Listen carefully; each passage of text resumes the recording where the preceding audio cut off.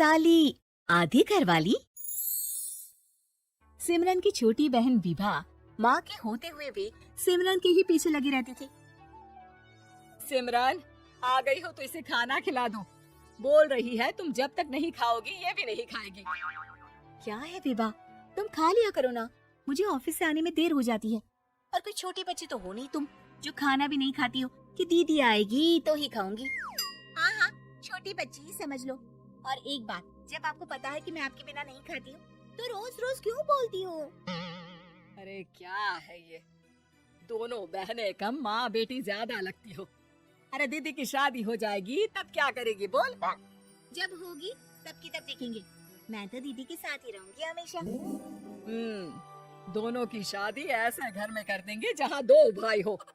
खैर, मामला आया गया हो जाता है।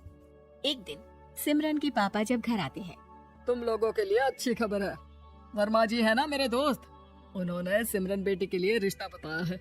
बहुत अच्छा लड़का है, सिमरन को भी पसंद कर लिया है और कल वो लोग आ रहे हैं सिमरन को देखने अपने घर।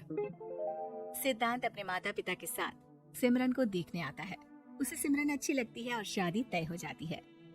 सिद्धांत की माँ कहती है, अब तो हम लोग ले जाएंगे जल्द ही अपनी सिमरन को यहाँ से। अरे हाँ हाँ, क्यों नहीं, आपकी ही है अब तो हमारी बेटी। दूर खड़ी विभा सब सुन रही होती है। अब तो दीदी की शादी हो जाएगी, फिर तो वो चली जाएंगी। दीदी के बिना मैं कैसे रहूंगी? कुछ ना कुछ तो करना ही होगा जिससे दीदी की शादी ही ना हो। सभी के जाने के बाद क्या शादी के बाद दीदी हम लोगों के साथ नहीं रहेंगी? अरे नहीं तो फिर क्यों रहेगी, शादी हो जाएगी तो अपने घर चली जाएगी ना। तो मैं भी जाऊंगी उनके साथ, मेरा भी सामान पैक कर देना। अरे कैसे बात कर रही हो विभा, दीदी के ससुराल छोटी बहन नहीं जाती। हाँ, कभी कभी जाकर मिलाना और रोज फोन पर भी बात कर लेना, ठीक है? नहीं पापा, आप तो जानते हैं मैं दीदी के बिना खाना भी नहीं खाती, ना ही मुझे उनके बिना नींद आती है। सिमरन बहन की बात सुनकर इमोशनल हो जाती है। अगले दिन से विभा खाना खाना छोड़ देती है। लोगों के लाख समझाने के बाद भी विभा ना खाती है ना ही सोती है। अंत में हार मानकर सिमरन सिद्धांत से मिलती है। सिद्धांत, मेरे मम्मी पापा ने बचपन से ही विभा और मुझे साथ रखा। वो मुझसे बहुत जुड़ी है। मुझे उसकी टेंशन रहेगी शादी के बाद, क्योंकि वो मेरे बिना नहीं रह सकती है। अरे ये तो छोटी सी बात है, वो हम लोगों के साथ हमारे घर में रह सकती है। जब उसकी अकल आ जाएगी या वो समझ जाएगी कि तुम्हारा घर वो नहीं बल्कि ये है, तो हम उसे घर छोड़ाएंगे, ठीक है? सिमरन खुश हो जाती है क्योंकि वो यही चाहती थी। वो माँ पिता से बात कर लेती है। अरे कैसे बात कर रही हो सिमरन, भला बेटी के ससुराल में हम छोटी बहन को कैसे भेज दे, जमाना क्या कहेगा? अरे तू पागल हो गया है, मना कर दे। इस शादी में इन लोगों का तो ये चलता ही रहेगा, कभी बहन यहाँ आ रही है, कभी वो बहन के पास जा रही है। अरे शादी हो रही है, कोई मजाक थोड़ी ना हो रहा है ना बाबा ना। माँ कैसी बात कर रही हो, सिमरन से मैं जुड़ाव महसूस कर रहा हूँ और इतनी सी बात के लिए इतनी अच्छी लड़की को कैसे छोड़ सकता हूँ? सिद्धांत की भी जिद होती है कि वो सिर्फ सिमरन से ही शादी करेगा, और होता भी वैसा ही है। सिद्धांत और सिमरन की शादी हो जाती है और दहेज में आ जाती है विभा। शादी के बाद बुआ सास कहती है, अरे माँ ना, साली आधी घर वाली होती है, लेकिन ये क्या, तुम तो उसे घर ही ले आए। तभी चाची कहती है, सिद्धांत को तो हम लोगों ने सीधा समझा था, लेकिन सबसे तेज तो यही निकला।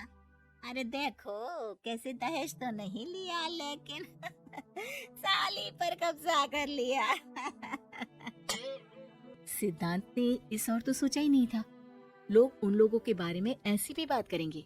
वो वहाँ से चला जाता है और चुपचाप अपने कमरे में लेट जाता है।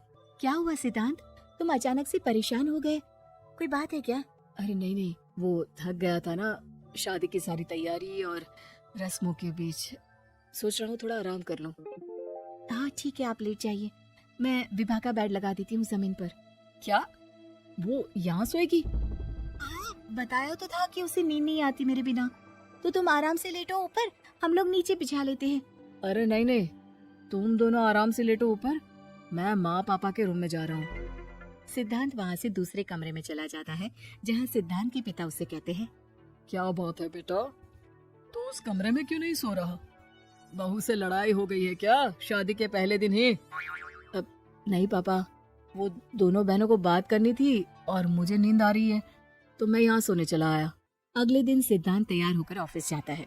ऑफिस में लंच के वक्त दोस्त कहता है, क्या बात है सिद्धांत, इतना सारा खाना एक ही दिन में? हाँ यार, वो सिमरन को खाना बनाने का शौक है तो उसी ने बनाया है। यार हम लोगों की तो सिर्फ एक ही बीवी है, इसकी तो दो है ना। सिद्धांत को गुस्सा आ जाता है। कैसी बात कर रहा है तू? अरे तू तो भाग्यशाली है जो बीवी के साथ साथ साली भी आ गई। अरे साली लोगों की तो आधी घरवाली होती है, तुझे तो पूरी की पूरी मिल गई। सिद्धांत का पारा अब 7वें आसमान में पहुंच जाता है।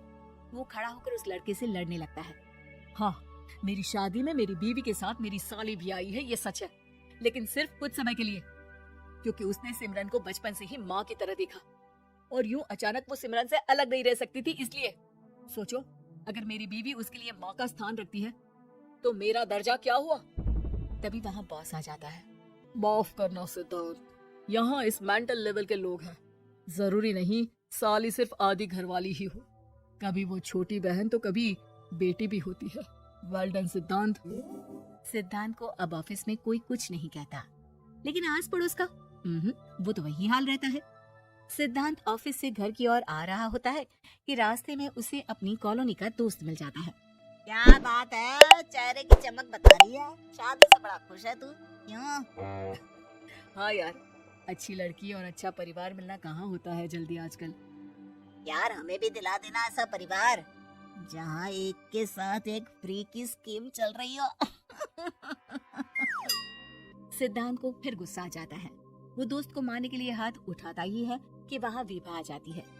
अरे जीजू रहने दीजिए ना, ये लोग नहीं समझेंगे कि इंसानियत क्या होती है। ये सच है कि दीदी से कैसे दूर रहना, ये मुझे पता नहीं था। आपने मुझे दीदी के पास रहने का मौका देकर ये समझने का मौका दिया कि लड़की का असली घर उसका ससुराल होता है। मैं समझ चुकी हूँ, मैं जा रही हूँ जीजू, लेकिन मैं खुश हूँ कि आपने मुझे अपनी छोटी बहन समझा। सभी उन लोगों को देखकर ताली बजाने लगते हैं। विभा अपने घर चली जाती है और सिद्धांत खुशी खुशी सिमरन के साथ रहने लगता है।